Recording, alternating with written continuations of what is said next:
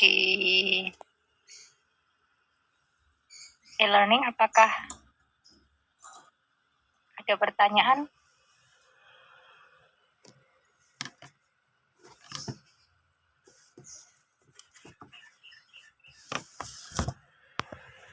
Kemarin sih kalau di ininya nggak ada, di list pertanyaan itu nggak ada yang bertanya sih. Jadi kayaknya sudah oke semua ya. Bingung mau yang ditanya, Bu. Dah. Kalau bingung bertanya berarti menjawab pertanyaan aja nih. Oke. Prinsipnya itu kita akan mulai dari ekstraksi. Nah, yang materi tentang ekstraksi itu kan ada di kuliah 2 ya. Saya rasa kalau yang ekstraksi itu teman-teman sudah pernah dapat di kimia analit gitu.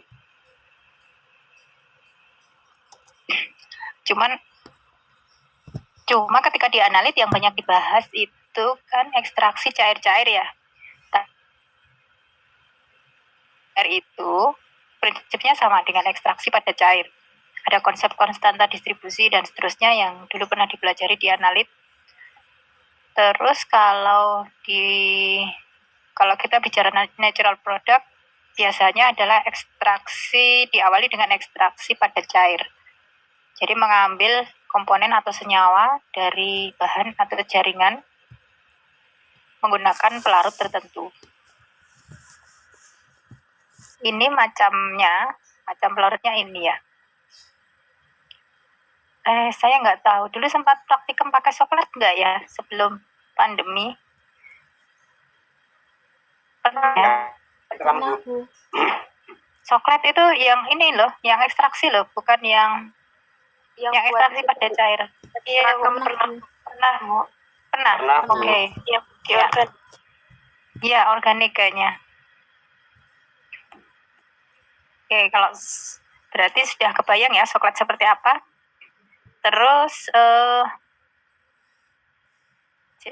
ini kan ada dua metode, pakai pemanasan sama tanpa pemanasan. Nah, kira-kira kapan teman-teman memilih metode yang dengan pemanasan, kapan memilih yang tanpa pemanasan? Kalau kita mau isolasi dari bahan alam gitu. Silakan dijawab.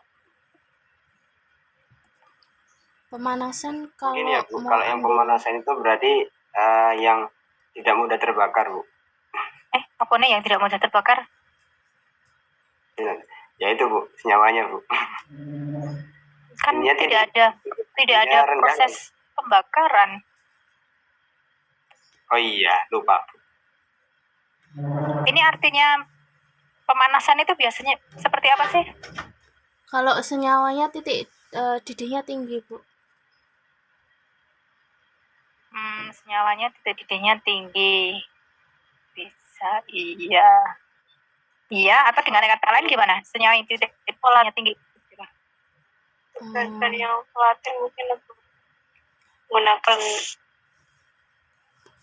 ya gimana yang volatil?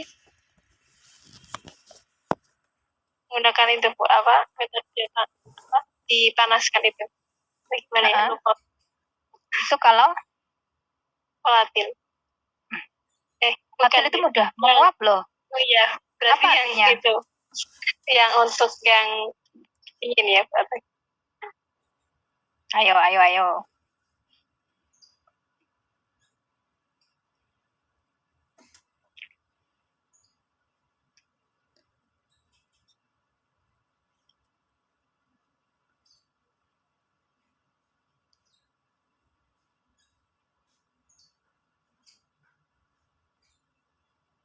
Gimana? Saya urut deh. Kalau Inayatul, ada nggak? Iya, Bu. Ya, oke. Tadi sudah dijawab sama Ali sama siapa Anissa ya. Tapi kayaknya masih kurang. Jadi Inayatul bisa menambahkan kapan menggunakan metode yang itu pakai pemanasan dan yang tanpa pemanasan gitu. Kalau menurut saya pakai pemanasan ketika eh, senyawanya itu tidak bersifat volatil, makanya diperlukan untuk pemanasan sebagai biar senyawanya itu menguap. Padahal tujuan Anda kan mengambil senyawa, menguap hilang dong, gak jadi dapat senyawanya.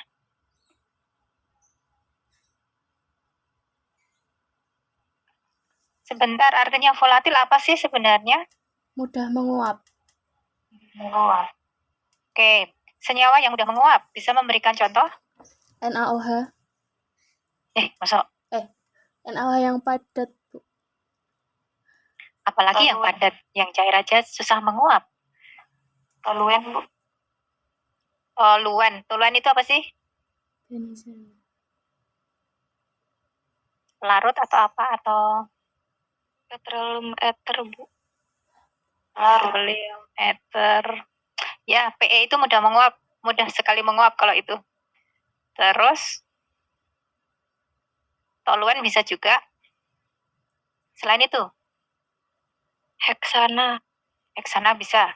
Oke, pertanyaan saya, karena tadi kita bicara apa sih? Ekstraksi ya? Ya. Ekstraksi itu kan mengambil, kalau itu solid ke liquid, itu kan berarti mengambil senyawa atau komponen dari bahan padat supaya masuk ke dalam pelarut. Proses itu seperti kalau teman-teman membuat atau menyeduh teh, gitu ya. Jadi bahan teh, kemudian kalau bikin teh kan pakainya air panas. Nah, kalau ini air panasnya atau pelarutnya itu diganti dengan pelarut organik. Kalau di proses ekstraksi yang solid liquid atau padat cair. Nah, pertanyaan saya tadi, kapan memilih metode yang menggunakan pemanasan dan kapan yang tidak pakai pemanasan gitu. Ini mestinya bukan masalah volatil, karena volatil tadi kan ternyata teman-teman memberikan contohnya pelarut semua. Padahal kita bicara tentang senyawa yang mau kita ambil dari bahan alam kan.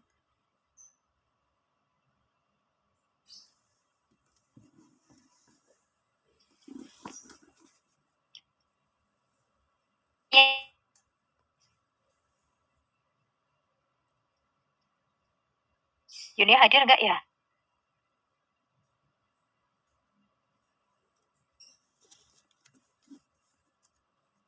Nggak hadir. Ahmad Ilham?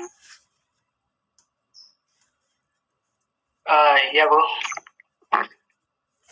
Oke.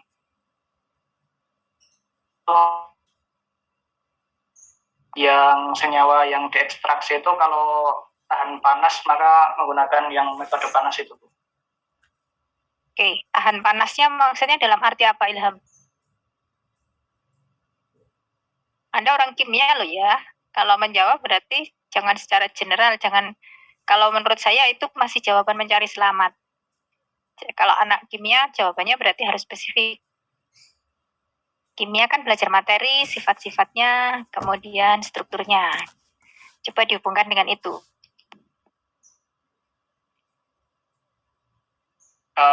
Nanti itu mungkin dihubungkan dengan pelarutnya itu jadinya yang dimana ikatan dari senyawa yang akan diekstraksi itu yang tidak akan rusak pada suhu di mana pelarutnya itu udah menguap gitu. Menguap.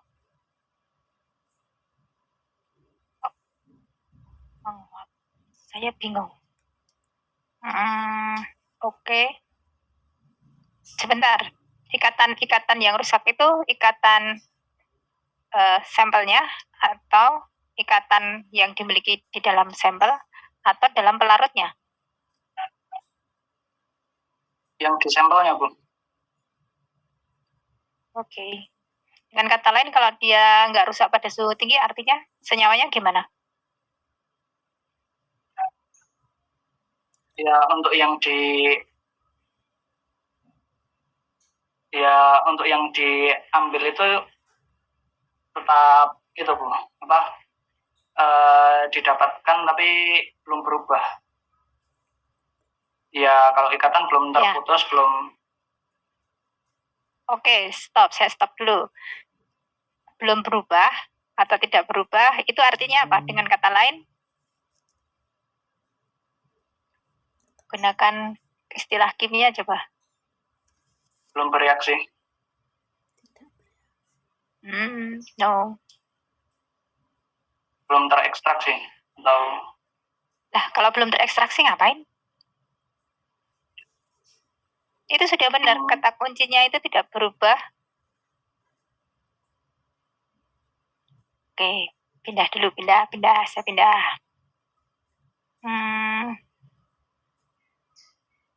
Ya, tadi sudah. Yunia tadi ada enggak ya? Hadir Ibu. Oke, silakan. Sudah dijawab sebagian sama Ilham tadi.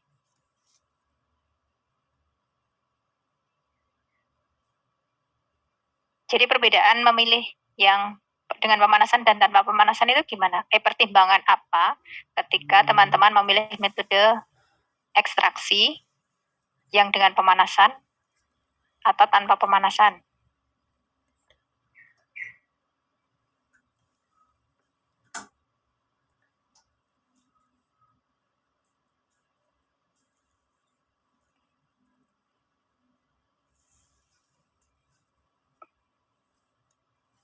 Kemarin di list pertanyaan itu nggak ada yang bertanya loh. Padahal saya sudah bilang WA grup. Jadi kalau teman-teman kepikiran mau nanya apa, aja kalau memang belum jelas. Kalau teman-teman nggak nanya kan saya asumsinya sudah jelas semua. Oke, Yunia gimana? Mungkin kalau yang pakai pemanasan itu kan menyesuaikan temperatur titik didihnya dengan bahan-bahan yang diekstraksi ya Bu. Jadi bahan-bahan yang kayak dibilang masnya tadi itu sebentar.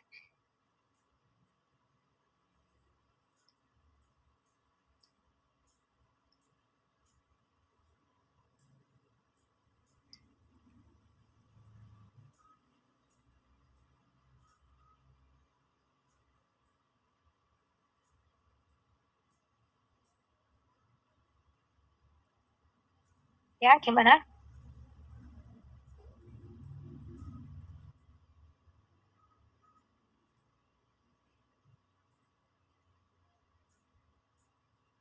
Yunia kehilangan sinyal. Enggak Bu, lagi baca-baca.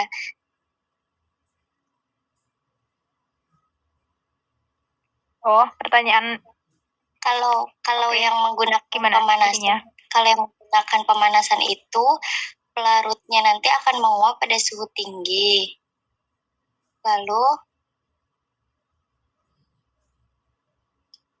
itu menggunakan larutnya akan menguap, kemudian uapnya itu akan mengembun pada kondensor dan turun lagi ke dalam wadah reaksi, sehingga pelarutnya akan tetap ada dalam selama reaksi berlangsung. Ya, saya tidak tanya itu, tapi saya tanyanya ketika Anda memilih metode, itu pertimbangannya apa? Teman-teman kan ini sudah menulis proposal kan ya? Berarti kan sudah pernah menuliskan metode gitu loh. Nah, ketika memilih metode, apa yang menjadi pertimbangan? Kenapa kau milih yang ini? Kenapa bukan yang itu gitu? Sifat-sifat bahannya mungkin Bu menyesuaikan. Nah, kalau ini ekstraksi berarti pertimbangannya apa?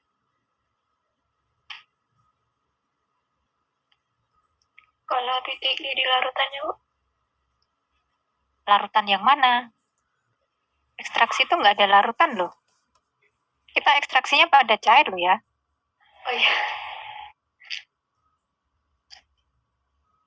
Titik di pelarutnya, Bu. Titik di pelarutnya kenapa?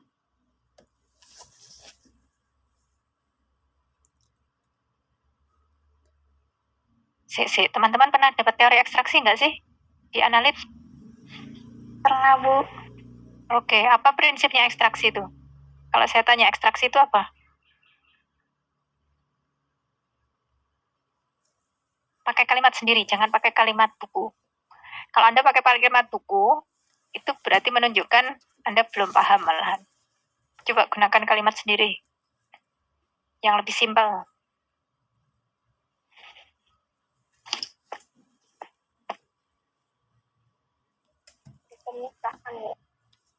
Misal suatu senyawa dengan senyawa lainnya, Bu. Oke, kata kuncinya dia adalah suatu metode pemisahan. Tapi, pemisahan yang berdasarkan atas apa? Perbedaan kelarutan. Biasanya titik didih, Bu. Kan dua-duanya. Ya, yang satu benar. Siapa tadi? Ani. Perbedaan kelarutan apa? Kelarutan antara yang mau diekstrak dan pelarut. Masuk.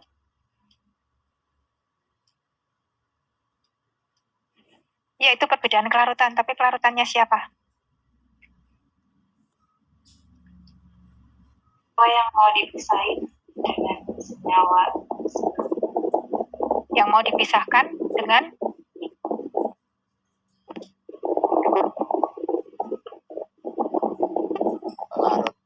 Larutnya, Bu. kalau dia berbeda kelarutan dengan antara yang mau dipisahkan dengan pelarutnya, ya namanya bukan ekstraksi. Wong Anda berarti kalau mereka beda kelarutan, senyawa Anda kan nggak larut di situ. Berantem mereka perang malahan.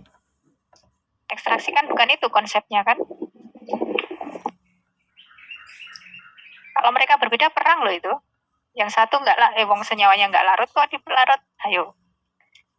Berarti ya Bu, antara senyawa yang ingin diambil dengan senyawa lainnya. Itu buka buku nggak itu menjawabnya itu? Boten, Bu, boten buka buku, Bu. Nggak buka buku, terus sebelumnya juga nggak pernah baca buku. Ini terus piye? Nanti kalau ditanya pas munakosah gimana? Nanti kalau ngerjakan penelitian gimana?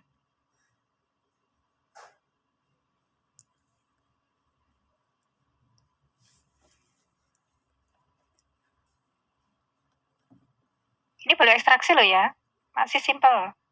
Belum masuk kromatografi. Siapa mau menambahkan? Ya, Anissa. Anissa mungkin suaranya agak lebih keras ya. Tadi kedengarannya cuma bisik-bisik.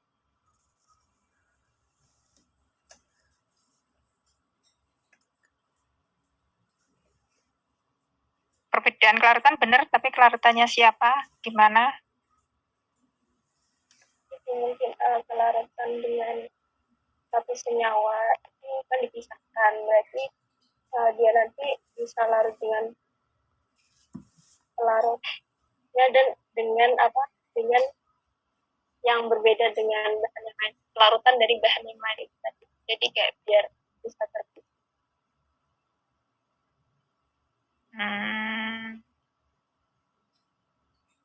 Sebentar, saya bingung Dinda. Maksudnya piye? Teman-teman membayangkan pemisahan itu apakah harus pisah sah gitu? Komponennya ya? Piye Dinda, coba. Ya, itu. Jadi mungkin memperbaiki kata-kata pemisahan dari satu senyawa yang mau kita pisah itu dengan pelarut. Nah, itu dengan pelarut terus supaya terpisah dari bahan yang tidak dapat larut dengan itu tadi pelarutnya. Jadi kayak perbedaan pelarut itu dengan bahan yang lain. Jadi yang mau kita pisahkan itu nanti berbeda dengan pelarutan dengan gimana ya? Jadi bingung saya. Apalagi saya. Oke, sekarang gini, coba teman-teman pernah bikin teh kan? Saya rasa semua pernah deh kalau bikin teh. Bahannya apa? Teh, air sama air. Ya, daun teh sama air panas. Terus pertanyaan saya, ketika daun teh itu ditambahkan air panas, apa yang terjadi? Matriks Senyawa tehnya keluar. Apa yang bisa teman-teman amati loh sebagai orang kimia, kalau terjadi reaksi itu kan ada perubahan bla bla bla bla bla gitu itu loh. Perubahan warna. Kita sudut pandangnya kimia ya. Ya, Bu. Oke, ada perubahan warna dari air. Dari air bening ke menjadi berwarna teh. Warna coklat. Nah, itu menunjukkan apa? Ekstraksi dari tehnya, Bu. Dari tehnya atau dari komponen-komponen dalam daun teh? Komponen dalam daun teh. dalam teh, Bu. Oke. Ya, komponen dalam daun teh ya. Kalau yang menjawab anak semester 1, saya betulkan. Kalau jawabnya daun teh. Tapi kan teman-teman ini sudah semester advance. Jadi harus lebih spesifik jawaban itu. Jangan jawaban yang mencari selamat. Cari selamat. Harus tahu benar ya. Oke, jadi komponen dalam daun teh. Pertanyaan, kalau tadi prinsipnya adalah apa yang dikatakan Ani, perbedaan kelarutan. Berarti perbedaan kelarutannya setiap kasus membuat teh di pagi hari itu. Perbedaan kelarutan dari daun teh dan pelarut. Nah, nggak larut dong. Tapi kenapa warnanya jadi warna teh? Perbedaan senyawa komponen yang larut di air dengan daun tehnya, Bu. Baleni Ali. Perbedaan kelarutan senyawa yang larut di air dengan senyawa di dalam teh yang tidak larut dengan airnya. Oke. Teman-teman yang lain bisa menangkap nggak? Bisa, Bu. Nah, sekarang pertanyaan saya, itu sistemnya ekstraksinya adalah solid liquid ya, padat cair. Yang padat apa? Daun teh. Daun tehnya, oke. Yang cair? Air. Larut. Larutnya apa di sini? Air. Air. Nah, air. Jadi perbedaan kelarutan senyawa di dalam kalau itu liquid, kalau dulu teman-teman belajar liquid itu kan perbedaan kelarutan analit atau sampel atau senyawa atau komponen di dalam dua pelarut yang tidak saling larut. Kalau itu liquid ya, dua pelarut yang tidak saling larut. Kalau itu solid liquid, berarti perbedaan kelarutan komponen senyawa boleh di dalam dua sistem. Kalau di sini kan sistemnya yang satu solid padatan, yang satunya adalah liquid, gitu kan? Jadi dia beda kelarutan aja. Yang satu larut dalam air, berarti dia yang membuat warna coklat itu karena kan terekstrak di dalam air, jadi dia kan larut kan. Terus kira-kira ada nggak senyawa yang masih tinggal dalam daun teh yang tidak larut dalam air? Kan pasti ada. Bu. Ada, Bu. Buktinya buktinya kan daun tehnya juga warnanya berubah, tapi kan nggak jadi putih kan? Maksudnya nggak jadi selembar kertas seperti kertas putih gitu loh. Tetap warnanya coklat, tapi coklatnya mengalami reduksi warna gitu, tapi kan tetap masih berwarna. Berarti intinya kan masih ada senyawa-senyawa yang persisten, yang stay, yang tinggal di situ gitu. Nah itu, jadi dia perbedaan kelarutan antara dua sistem. Kalau itu ekstraksi pada cair, itu ya. Itu prinsip ya, pegang ya, jangan dilupakan. Terus saiki, sebentar. Nah, itu tadi prinsipnya ekstraksi itu. Jadi nanti teman-teman mau dibolak-balik kayak apa, kalau prinsipnya kepegang, wes nggak masalah. Sekarang pertimbangan kenapa pakai panas atau dingin. Itu yang tadi dikatakan, siapa tadi, Hisham itu ya. Sebenarnya dia itu mau bilang kalau dasar pertimbangannya itu kestabilan senyawa. Di kata kuncinya itu senyawanya stabil atau enggak. Gitu. Itu kan istilah dalam kimia juga kan ya. Kalau senyawanya stabil dalam suhu tinggi, kita gunakan metode yang dengan pemanasan nggak masalah. Tapi kalau senyawanya nggak stabil pada suhu tinggi, ya jangan gunakan yang pakai pemanasan. Pilih yang metode cold. Kenapa? Lah nanti kan senyawanya rusak dong. Padahal kita kan butuh mengambil senyawanya itu. Kalau rusak, nggak dapat dong kita. Kalau pakai metode yang panas. Makanya hati-hati ketika memilih metode.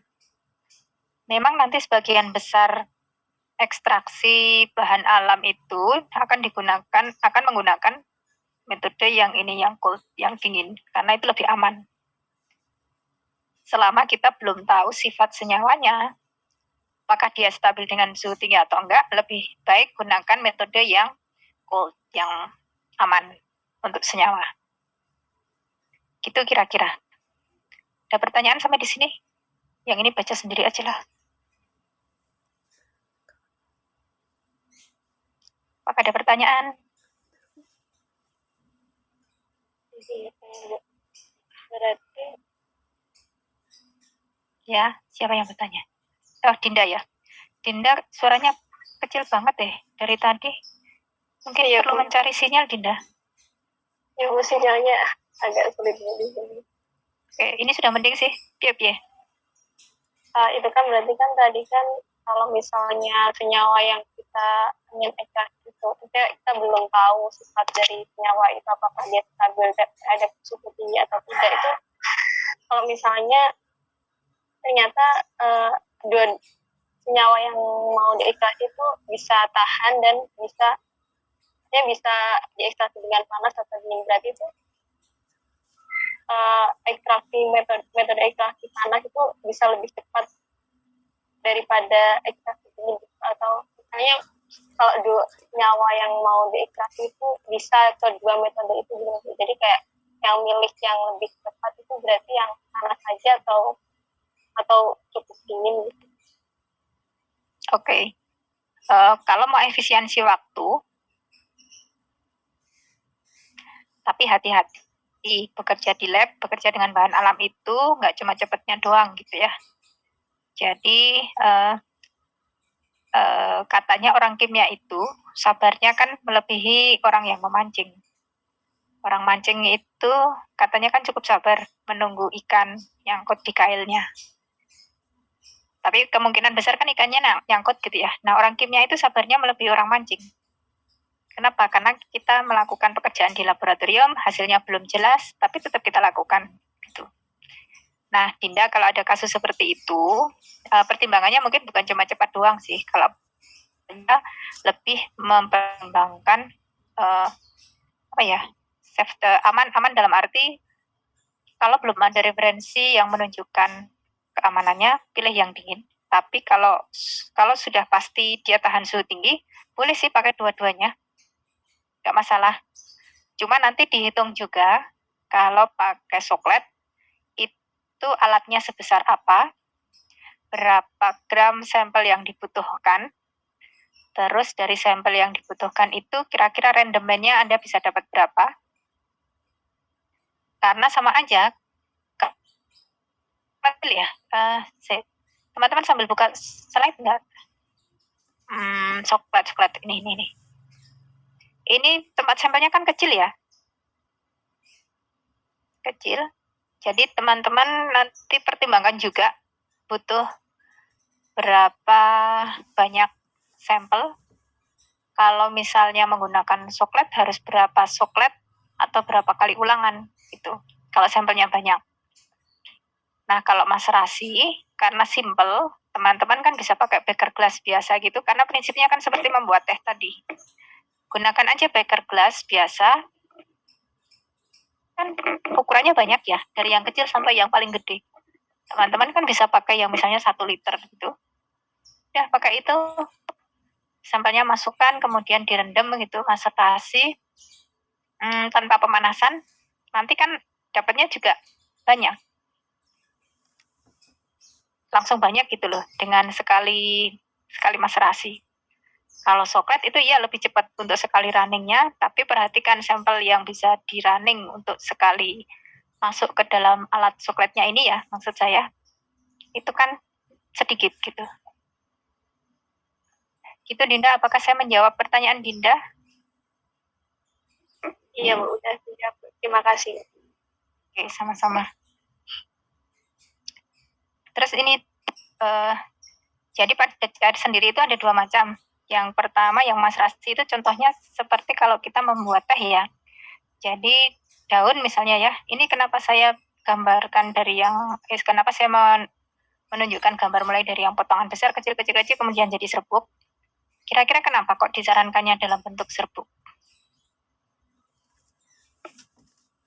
Lebih cepat besar. Ya, betul Dinda. Jadi teman-teman bayangkan kalau ini selembar daun gitu ya, kemudian dikasih pelarut, diguyur pelarut gitu kan, paling cuma permukaan atas, bawah doang. Tapi ketika dia dicacah potong kecil-kecil, nah berarti ada bagian-bagian yang kena pelarut itu lebih banyak. Ketika dia jadi lebih kecil lagi, apalagi jadi serbuk, maka kontak antara sampel dengan pelarut itu kontaknya akan lebih banyak karena luas permukaannya lebih luas. Itu maksudnya. Meskipun kalau dilihat kan serbuk itu kecil ya, tapi sebenarnya maksudnya luas permukaan itu luas permukaan kontak dengan pelarutnya yang lebih besar. Oke. Nah, maserasi itu contohnya seperti kalau membuat teh tadi yang saya katakan, ini yang tadi saya bilang, gunakan aja beker glass, kemudian direndam semalam, selama 3 hari gitu, setiap hari ganti pelarut. Kalau perkolasi itu seperti kalau teman-teman membuat kopi. Kalau membuat kopi itu ekstraknya kan kalau teh tadi itu kan direndam ya. Kalau kopi itu kan biasanya ini. Kalau membuat yang model seperti ini, jadi kopinya sudah dalam bentuk bubuk itu, kemudian langsung diseduh pakai air panas, ditampung hasilnya di sini. Nah, inilah yang disebut perkolasi. Jadi ekstraksinya saat itu juga kan. Kalau maserasi itu kan nunggu semalam. Kalau perkolasi itu langsung ditampung saat itu. Kalau yang soklet, nah ini yang teman-teman sudah pernah melakukan juga. Lebih cepat karena ya lebih cepat memang secara teori lebih cepat, hanya jumlah sampelnya jadinya nggak akan bisa sebanyak kalau yang maserasi. Kemudian juga pertimbangan tadi, rusak atau enggak kalau pada suhu tinggi. Oke, kayaknya cuma itu. Ekstraksi cukup ya saya rasa. Bu, saya ingin bertanya. Oke, ya bisa. Itu kalau waktu maserasi itu menentukan maksimal dia direndamnya sampai berapa malam itu gimana ya Bu caranya? Kira-kira gimana bisa?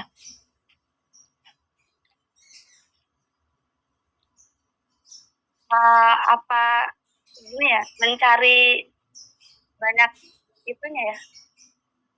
Jurnal kali ya? Bisa sih, bisa. Secara itu bisa. Tapi secara teori ya, teman-teman pasti cari jurnal dulu. Tapi nanti beda kondisi itu kan akan beda juga. Jadi misalnya gini, kalau bisa bikin teh, nanti taunya tehnya itu kadang kan kita bikin teh itu berulang ya. Sampai warnanya habis ya Bu. Nah itu warnanya nggak habis habis di mana hilang. Maksudnya sampai nggak kental kayak awalnya gitu kan ya Bu? Nah itu dengan kata lain gimana Disa? Kalau pakai bahasa kimia coba. Kita sudut pandangnya dari sampelnya atau dari pelarutnya kalau seperti itu? Dari sampel. Sampel apa pelarut bisa?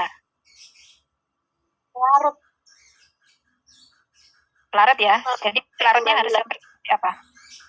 Kembali ke awal lagi. Kembali ke amal ini ya. Iya, maksudnya bening. Apa sih? Ya, bening. Kok kembali ke awal? Bening ya. Jadi kalau pelarutnya itu sudah bening ketika teman-teman merendam, kemudian ternyata pelarutnya itu bening, ya sudah berarti sudah nggak ada akan terekstrak, sudah nggak ada lagi yang bisa diambil sama si pelarut itu, berarti selesai, berhenti itu. Kebayang ya? Ya Bu, kebayang Bu. Terus pertanyaan saya, setelah misalnya kita bayangkan sampel kita daun teh aja yang gampang. Daun teh kalau yang biasa dibuat di rumah itu kan daun tehnya gede-gede, bukan teh yang celup ya, teh yang teh tubruk itu loh. Kan daunnya masih gede-gede. Terus daun itu potong kecil-kecil, kemudian di blender, jadi teman-teman dapat serbuk daun teh. Terus masukkan ke dalam beker, ditambah dengan pelarut, misalnya etanol. Etanolnya misalnya sekali menambahkan itu 150, itu hari pertama, mili, 150 mili ya, bukan liter. 150 mili. Kemudian setelah 24 jam diambil ekstraknya, ampasnya, kemudian direndam lagi 24 jam. Hari ketiga seperti itu juga, ekstraknya diambil, kemudian ampasnya direndam lagi. Begitu berulang-ulang sampai nanti ketika merendam kemudian etanolnya berwarna bening, berarti saatnya ekstraksi dihentikan. Nah, pertanyaan saya, itu tadi kan ada hari pertama, kedua, ketiga, dan seterusnya sampai bening. Itu ekstraknya boleh dicampur nggak menurut teman-teman? Boleh, Bu. Oke. Boleh Bu. Alasannya kenapa kok boleh?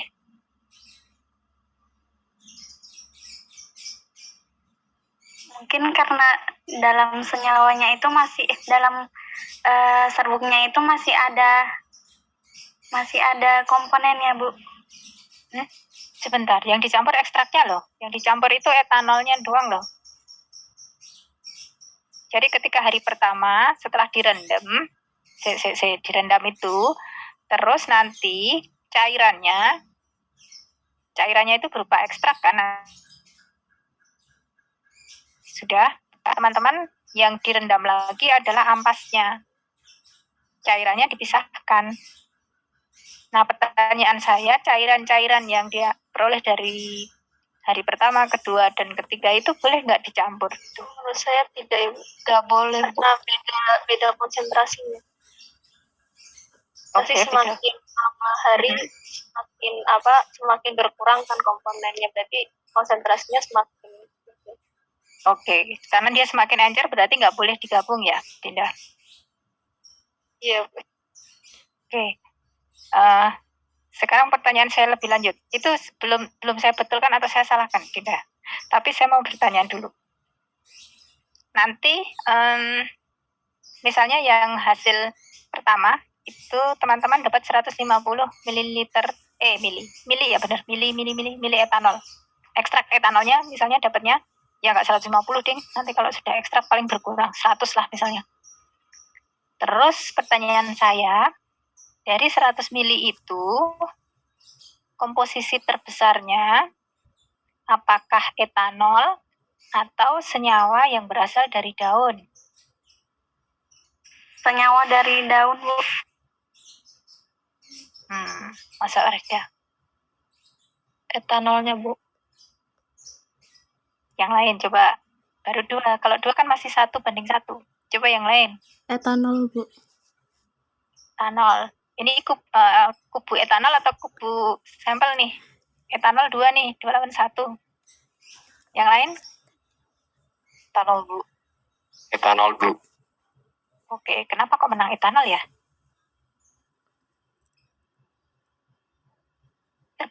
si etanol. Artinya gimana? Perlu di ini lagi di proses lanjut. Enggak deh. Ya, proses selanjutnya apa, Dinda? Dievaporasi, Bu. Memisahkan dengan laut. Betul, dievaporasi. Berarti kalau proses selanjutnya itu adalah evaporasi, ekstrak yang hari pertama, hari kedua, hari ketiga, boleh nggak dicampur? Boleh. Boleh. Boleh ya, akhirnya boleh ya. Iya. Ya. Jadi dicampur ya. Misalnya campur, kumpulkan semua, kemudian evaporasi. Nah, pertanyaan saya lebih lanjut.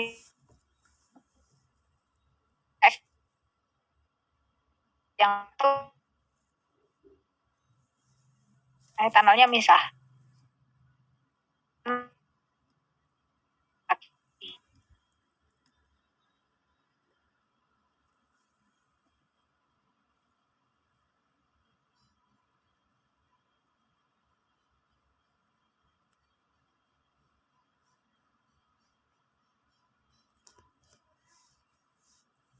Dan tidak misalnya kan kadang kalau menjamin itu waktu evaporasi benar-benar etanolnya itu bisa murni banget, terusnya tidak ada kotoran yang masuk, tidak ada yang tertinggal atau kecil, kan kadang kan ada mungkin masih tertinggal atau gimana, itu berarti nggak bisa. Tapi kalau benar-benar bisa memisahkan 100% itu mungkin bisa.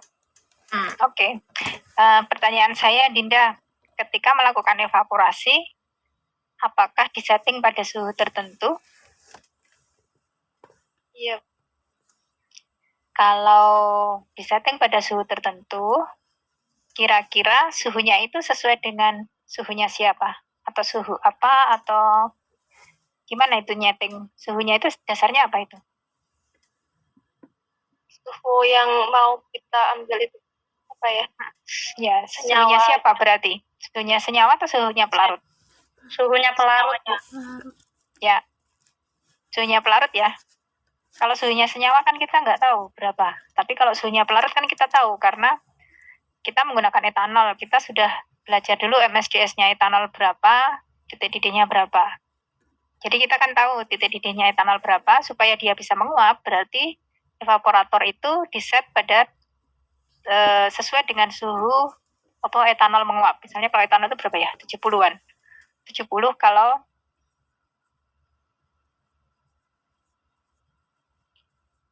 jadi ketika evaporasi yang tertampung dalam labu etanol itu ya memang cuma etanol.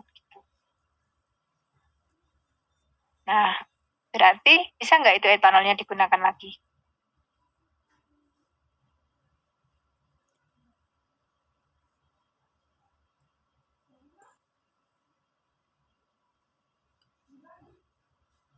Oke, kalau Ani katanya nggak bisa juga. Dinda tadi juga nggak bisa. Ya. Ada pendapat lain?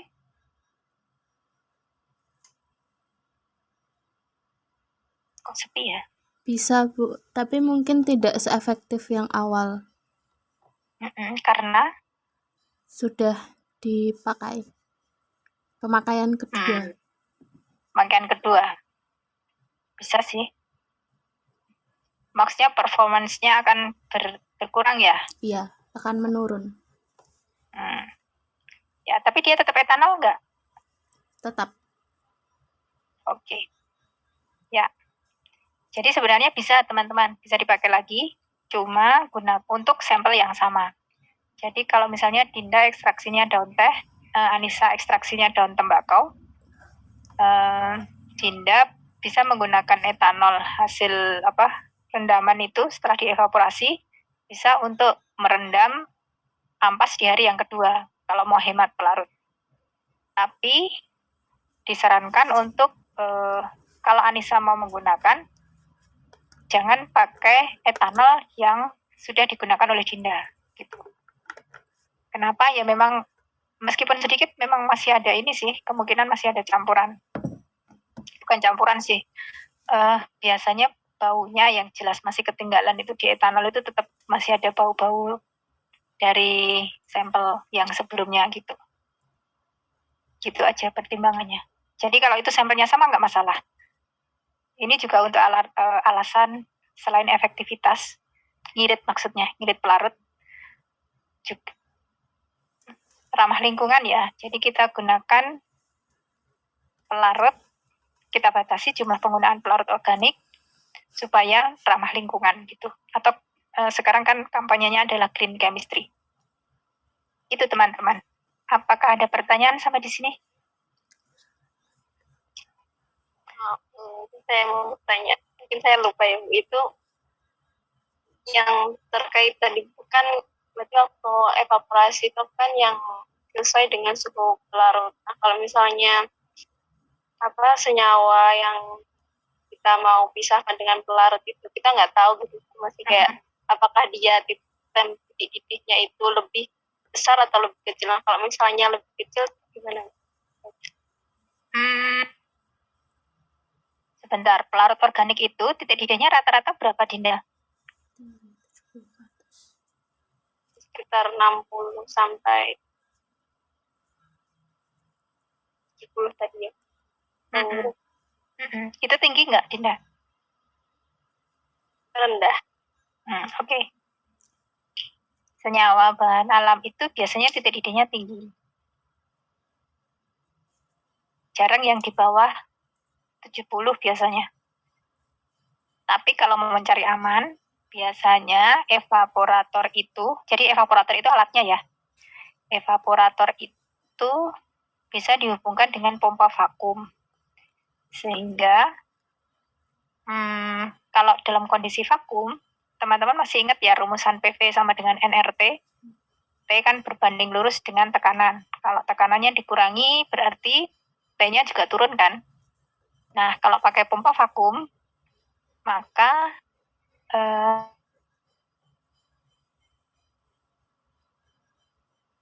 artinya yang tadinya 70, bisa jadi pada suhu 40 itu dia sudah nguap kalau pakai vakum. Gitu Dinda biasanya. Kalau memang takut banget senyawanya rusak gitu. Iya, baik. Terima kasih. Oke, sama-sama. Ada yang lain lagi? Cukup? Kalau cukup saya lanjut ke kromatografi karena ini lebih complicated. Tapi kayaknya teman-teman harusnya sudah pernah dapat ya. Sudah pernah lah ya. Oke, sekarang saya tanya dulu deh dari slide yang saya berikan. Jelas. Kecuali yang nomor ini, nomor 17 ini kan teman-teman harus mencari. Jadi dari slide 2 sampai 16 mana yang belum jelas?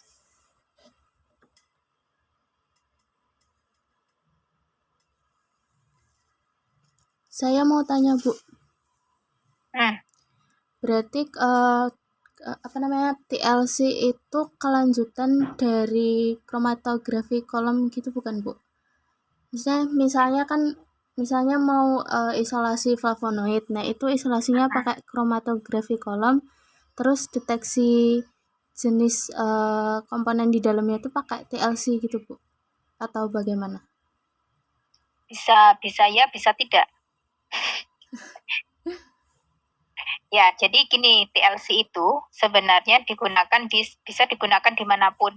Karena ini termasuk metode pemisahan yang kalau menurut saya sih ini simple. Simple kata siapa simple? Saya dulu belajar notal TLC itu lama itu. Oke. Tapi pemisahannya simple ya. Karena teman-teman cuma pakai thin layer, benar-benar lapisan tipis gitu. Terus nanti pemisahannya langsung kelihatan. Jadi gini, nanti setelah dapat ekstrak kan tadi sudah sampai evaporasi ya. Jadi evaporasi itu, setelah dievaporasi, itu sampel itu sampai kira-kira terbentuk seperti tahu belali ya, makanan anak-anak kecil, makanan zaman kecil itu. Iya, Bu. Nah, nanti sampelnya itu sampai seperti itu. Kalau kalau setelah dievaporasi. Setelah semua pelarut menguap itu bentuknya sampai gel seperti itulah. Setelah itu cek dulu pakai TLC, ada berapa komponen yang terpisah. Menunjukkan jumlah minimal komponen. Bukan maksimal ya, minimal. Jadi kalau teman-teman dapat 10 spot, 10 spot ki apa? Bahasa Indonesia spot apa ya? Titik. Titik Bu, titik. Ya boleh titik lah. Tapi itu setelah di running loh ya. Jadi setelah proses ini, saya di mana? Setelah proses running TLC. Nah setelah ini loh maksud saya, 10-nya itu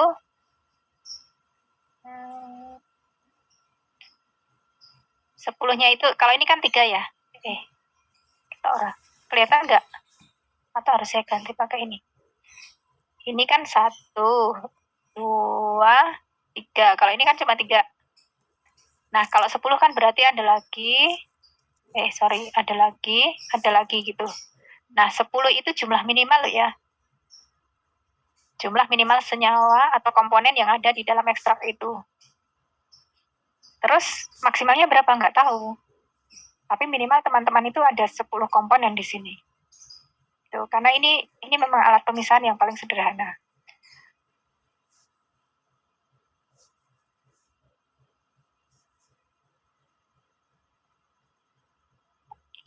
Hanya memberikan perkiraan kira-kira nanti akan ada 10 senyawa gitu.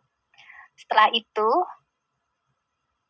baru kemudian lanjut dengan kromatografi kolom.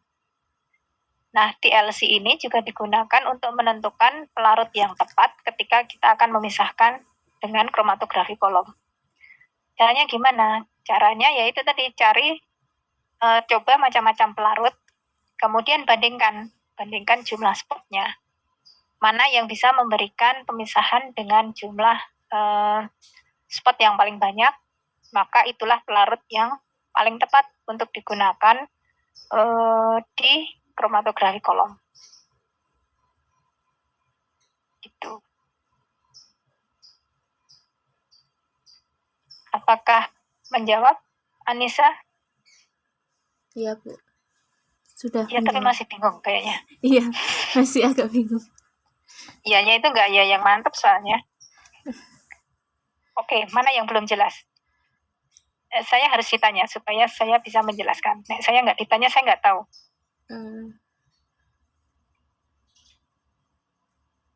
Nggak bayar loh, cuman saya suruh nanya loh. Piye, disuruh jelas. Bentar, Bu, saya juga masih bingung yang mana. Piye toh. Oke, teman-teman yang lain dulu. Dulu ada praktikumnya ini nggak sih, TLC? Belum, Bu. Ada. Nggak ada. Oh, Belum ada, Bu. ada Bu, belum ada. Oh, oke. Saya dulu kalau bahan alam biasanya pakai praktikum minimal TLC ini sih, karena kalau kolom agak lama runningnya. Cuma ya itu, saya sekali praktikum kapok, nggak punya asisten. Asistennya saya sendiri ternyata ini anak-anak semester atas itu kalau praktikum itu lebih ribet daripada semester 1, terus saya stres. Pusing. Kayak dapat mainan baru gitu loh, dapat TLC itu, aduh, tobat. Oke. Itu gimana Bu? Maksudnya apakah dari caranya atau soalnya kan kita belum pernah ya, mungkin belum ada bayangan kesulitannya itu seperti Oke, nanti saya carikan ininya ya, YouTube-nya ya. Tapi TLC itu biasanya bisa dibeli dalam bentuk lempengan, namanya juga thin layer kromatografi ya. Dulu di kimia pemisahan pernah diajari ya berarti ya. Kan ada penyangga sama itu di depan juga saya tunjukkan ya. Ada penyangga sama apa nih kuy?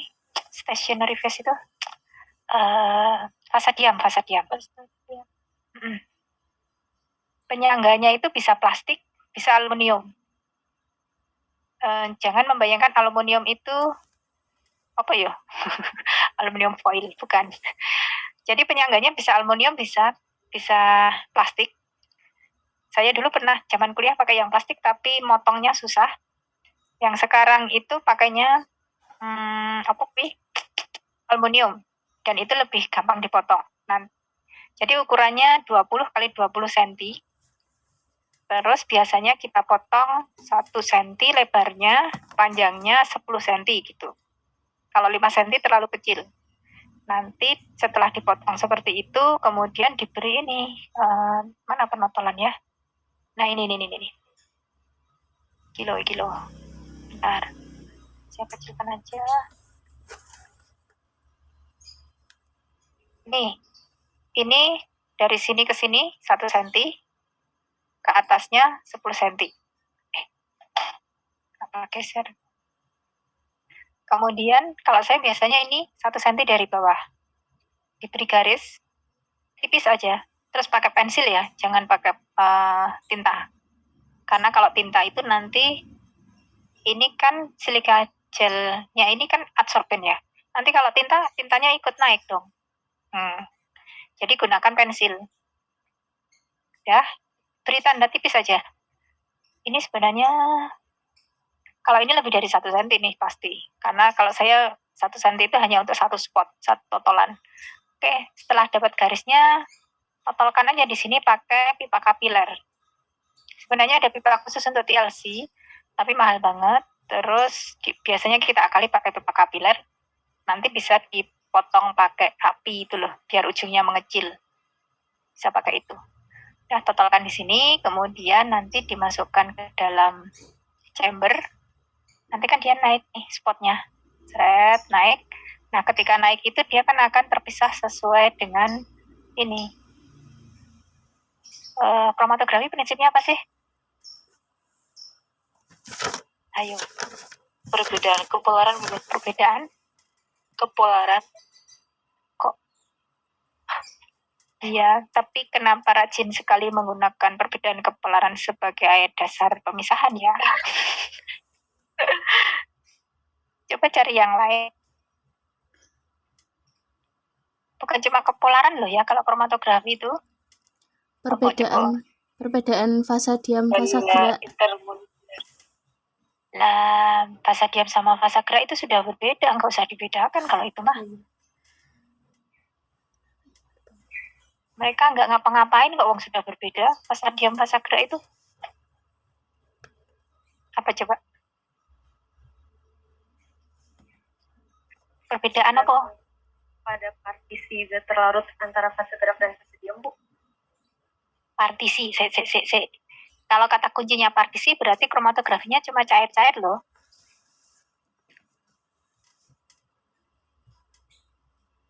Kalau supaya bisa digunakan secara umum, kata-kata partisi ganti apa?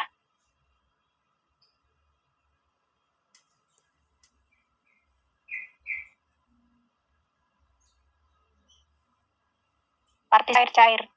Fasa diamnya cair, fasa geraknya cair.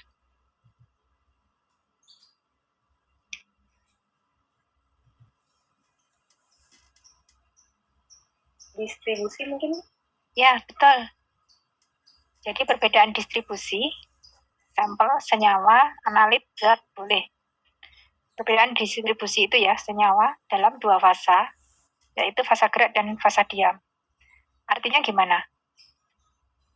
Kayaknya harus pakai gambar.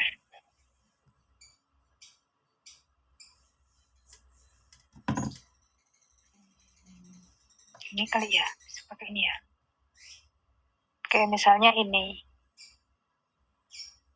Misalnya TLC ya, TLC itu fasa diamnya apa?